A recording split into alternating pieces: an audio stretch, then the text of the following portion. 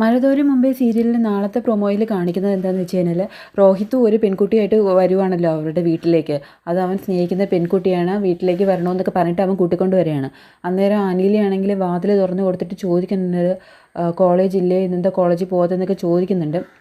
അതുപോലെ തന്നെ അലീന ചോദിക്കുകയാണ്, ഈ പെൺകുട്ടി ആരാ, എന്താ ഈ സമയത്ത് ഇവിടെ എന്നൊക്കെ ചോദിക്കുമ്പം രോഹിത്ത് ആണെങ്കിൽ ഒരുപാട് മോശമായിട്ട് അലീനയോട് സംസാരിക്കുന്നുണ്ട്. അതുപോലെ തന്നെ നീ നിൻ്റെ ജോലി നോക്കിയാൽ മതി, മാറി നിൽക്കടി എന്നൊക്കെ പറഞ്ഞിട്ട് അലീനയെ എതിർത്തുകൊണ്ട് തന്നെ രോഹിത്ത് എന്താ ചെയ്യണമെന്ന് വെച്ചാൽ അവൻ സ്നേഹിക്കുന്ന പെൺകുട്ടിയുമായിട്ട് മേലേക്ക് അവൻ്റെ മുറിയിൽ ചെന്ന് വാതിലടയ്ക്കുന്നുണ്ട് കേട്ടോ. അപ്പോൾ അലീനയാണെങ്കിൽ ഇങ്ങനെ ആകെ പരിഭ്രമിച്ച് നിൽക്കുകയാണ്. അപ്പോൾ അലീനയ്ക്ക് എന്താ ചെയ്യേണ്ടതെന്നറിയില്ല. അലീന ചിന്തിക്കുകയാണ്, ഞാനിപ്പോൾ എന്താ വേണ്ടത്, ഇത് ആരോടെങ്കിലും പറയണോ അതോ ഞാൻ പറയാതിരിക്കണോ എന്നൊക്കെ അലീന ഇങ്ങനെ ഒരു നിമിഷം ചിന്തിച്ച് നിൽക്കുന്നുണ്ട് കേട്ടോ. എന്നിട്ട് അലീനയാണെങ്കിൽ വേഗത്തിൽ മുത്തശ്ശിയുടെ മുറിയിലേക്ക് പോകുന്നുണ്ട്.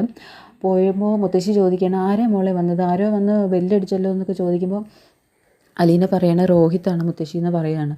രോഹിത്തോ, അവനെന്താ ഇന്ന് കോളേജില്ലേ, അവൻ പോയിട്ട് തിരിച്ചു വന്നതാണോ എന്ന് ചോദിക്കുന്നുണ്ട്. അപ്പോൾ അലീന പറയാണ്, അതൊന്നും എനിക്കറിയില്ല മുത്തശ്ശി, ഞാൻ ചോദിച്ചിട്ടൊന്നും പറഞ്ഞില്ല. എന്നിട്ടിപ്പോൾ അവൻ എവിടെയും ചോദിക്കുമ്പോൾ അലീന പറയുന്നുണ്ട്, മേലെ മുറിയിലേക്ക് പോയിരിക്കുകയാണ്.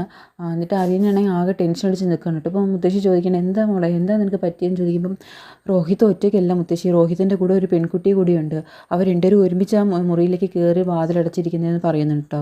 അപ്പോൾ മുത്തശ്ശിയാണെങ്കിൽ ആകെ ഷോക്കാണ്, പെൺകുട്ടിയോ, ആരാ ആ കുട്ടി എന്ന് ചോദിക്കുകയാണ്. അലീന പറയണേ, എനിക്ക് ഇങ്ങനെ അറിയാനാ മുത്തശ്ശി, ഞാൻ ചോദിച്ചിട്ടൊന്നും പറഞ്ഞില്ല, എൻ്റെ ജോലി നോക്കി പോകാനാണ് പറഞ്ഞതെന്ന് പറയണം. അപ്പം മുത്തശ്ശി പറയണേ, ഈശ്വര, ഈ പിള്ളേർ ഇത് എന്തൊക്കെയാണ് ഈ കാട്ടി കൂട്ടണത്, ഞാനിപ്പോൾ എന്താ ചെയ്യേണ്ടത്. അപ്പോൾ അലീന അതിനെ ചോദിക്കേണ്ടത്, ഞാൻ എന്താ മുത്തശ്ശി വേണ്ടത് എന്ന് ചോദിക്കേണ്ടത്. അപ്പോൾ മുത്തശ്ശി പറയാണ്, രോഹിത് ശരിക്കും നിൻ്റെ സഹോദരനാണെങ്കിൽ നീ എന്താ മോളെ ചെയ്യുക, അതെന്നെ ചെയ്യണം, ആ പെൺകുട്ടിയെ നീ ഇവിടുന്ന് എത്രയും പെട്ടെന്ന് പറഞ്ഞയക്കണം, ഇതൊന്നും ഇവിടെ നടക്കില്ല, നീ മേലേക്ക് ചെന്ന് അവനോട് പറയേ ഇവിടുന്ന് ആ പെൺകുട്ടീനെ കൂട്ടിക്കൊണ്ട് പോകാനായിട്ട്. അപ്പോൾ അലീന പറയണം, ഞാൻ പറഞ്ഞ അവൻ കേൾക്കുമോ എന്നൊക്കെ ചോദിക്കുന്നുണ്ട്.